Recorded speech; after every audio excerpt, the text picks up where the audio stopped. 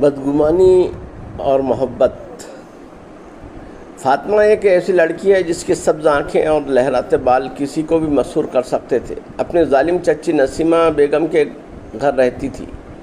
یتیمے نے اسے نسیمہ کے رحم کرم پر چھوڑ دیا تھا، لیکن وہ اسے ہر روز طعنوں اور قوموں کے بوجھ تلے دباتی تھی۔ فاطمہ کا دل اپنے چچا زاد بھائی احمد کے لیے دھڑکتا تھا، جو اس کی معصومیت اور محبت کا دیوانہ تھا۔ دونوں کے بچپن کے وعدوں نے شادی کی تیاریوں کی شکل اختیار کر لی تھی، لیکن نسیمہ بیگم اور ان کا چالاک بھانجا ناصر اس رشتے کو ختم کرنے کے در پہ تھے۔ مہندی کی رات، مہندی کی تقریب سے پہلے فاطمہ کو ایک چھپا ہوا پیغام ملتا ہے۔ چھت پر آؤ، تم سے ملنا ہے۔ اسے یہ یقین تھا کہ یہ احمد کا پیغام ہے۔ دل کی دھڑکنوں کے ساتھ وہ چھت پر پہنچتی ہے، لیکن وہاں احمد کی جگہ ناصر ہوتا ہے۔ اس کی خبیث مسکراہٹ اور ہاتھ بڑھانے کی حرکت سے فاطمہ خوفزدہ ہو جاتی ہے۔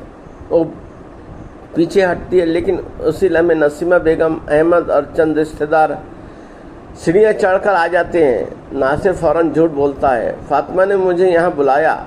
احمد جو فاطمہ سے بے پناہ محبت کرتا تھا، بدگمانی کے دلدل میں ڈوب جاتا ہے۔ نسیمہ بیگم موقع سے فائدہ اٹھاتی ہے اور فاطمہ کو بدکردار کہہ کر گھر سے نکال دیتی ہے۔ فاطمہ کی چیخیں اور صفائیاں احمد کے بند دروازے پر بے اثر ثابت ہوتی ہیں۔ رات کی تاریکی میں ٹوٹے دل کے ساتھ فاطمہ سڑک پر بھٹک رہی تھی کہ اسے غفور چاچا، اس کے والد کے پرانے دوست مل جاتے ہیں۔ وہ اسے بیٹی کی طرح اپنے ساتھ شہر لے جاتے ہیں، جہاں وہ ایک عالیشان بنگلے میں چوکیدار ہیں۔ ان کی بیوی شاہدہ بیگم کو ماں کی طرح گلے لگاتی ہیں، لیکن بنگلے کا مالک شہزاد خان، ایک دل فریب لیکن بدنام شخص، فاطمہ کے حسن سے متاثر ہو جاتا ہے۔ اس کی پراسرار مسکراہٹ اور گہری نگاہوں سے فاطمہ کا دل دھڑکتا ہے، لیکن اس کی نیت پر شک کرتی ہے۔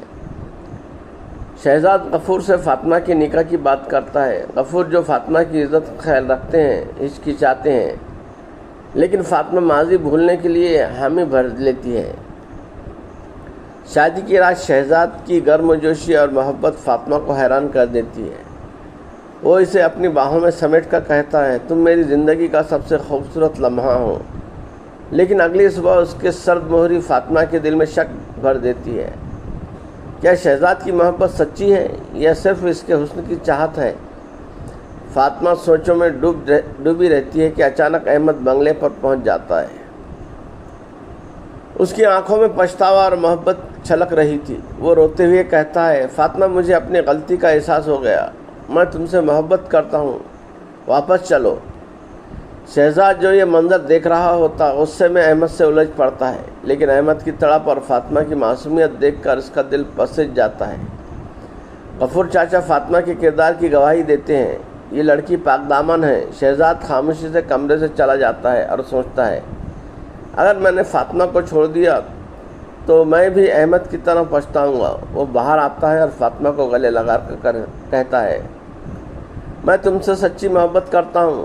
دنیا تم پر الزام لگائے، میں تمہارا ہاتھ نہیں چھوڑوں گا۔ فاطمہ، جو بدگمانیوں سے تنگ تھی، شہزاد کی یقین پر رو پڑتی ہے۔ احمد دل شکستہ واپس لوٹ جاتا ہے۔ نسیمہ بیگم کو اپنی چالوں کا پچھتاوا ہوتا ہے اور وہ احمد سے معافی مانگتی ہیں۔ فاطمہ اور شہزاد ایک نئی زندگی شروع کرتے ہیں، جہاں محبت اور یقین ان کا سب سے بڑا سہارا بنتا ہے۔ کہانی پسند آئے تو لائک، شیئر اور سبسکرائب کریں۔ سننے کا بہت شکریہ۔ ملتے ہیں اگلے نئی کہانی کے ساتھ، تب تک کی اجازت دیجیے۔ خدا حافظ۔